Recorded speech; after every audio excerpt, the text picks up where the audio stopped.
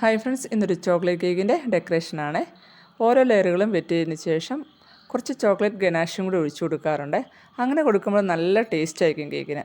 പിന്നെ അതിന് മുകളിൽ ചോക്ലേറ്റ് ക്രീമും ചോക്ലേറ്റ് ഗനാഷും പിന്നെ നട്ട്സും ചോക്ലേറ്റ് ഗ്രേറ്റ് ചെയ്തും എല്ലാം ഇട്ട് ഓരോ ലെയറുകളും റെഡിയാക്കിയെടുത്ത് പിന്നെ ഫൈനൽ കോട്ടിങ്ങും കൊടുത്ത് ഫ്രിഡ്ജ് വെച്ച് തണുപ്പിച്ചെടുത്തതിന് ശേഷമാണ് ഇപ്പോൾ ചെറിയ നോസിൽ വർക്ക് കൊടുക്കുന്നത്.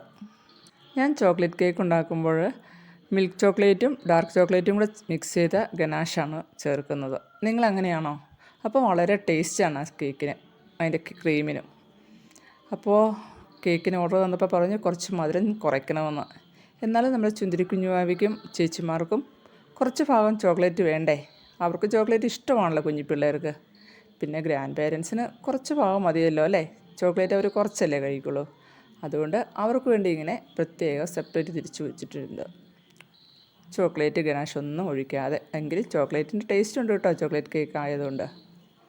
എങ്കിലും മധുരം അവിടെ ആ സൈഡിൽ കുറവായിരിക്കും. പിന്നെ നമ്മുടെ ബർത്ത്ഡേ കുട്ടിയുടെ പേര് ഹാപ്പി ബർത്ത്ഡേ വിഷുക്കുട്ടി എന്ന് എഴുതിയിട്ടുണ്ട്. പിന്നെ കുറച്ച് ചോക്ലേറ്റ് വെച്ച് കൊടുത്തു. അങ്ങനെ നല്ല അടിപൊളിയായിട്ടുള്ളൊരു ഡെക്കറേഷൻ ആക്കി എടുത്തു. പിന്നെ കുറച്ച് ബട്ടർഫ്ലൈസ്, യെല്ലോയും പിങ്കും കളറുള്ള ബട്ടർഫ്ലൈസും കൂടി റെഡിയാക്കി ഫോണ്ടൻറ്റിൽ റെഡിയാക്കി വെച്ച് കൊടുത്തു. എങ്ങനെയുണ്ട് ഈ ഡെക്കറേഷൻ? എല്ലാവർക്കും ഇഷ്ടപ്പെട്ടോ? ഇഷ്ടപ്പെട്ടാൽ നിങ്ങൾ ലൈക്കും കമൻറ്റും ചെയ്യാൻ മറക്കരുതേ.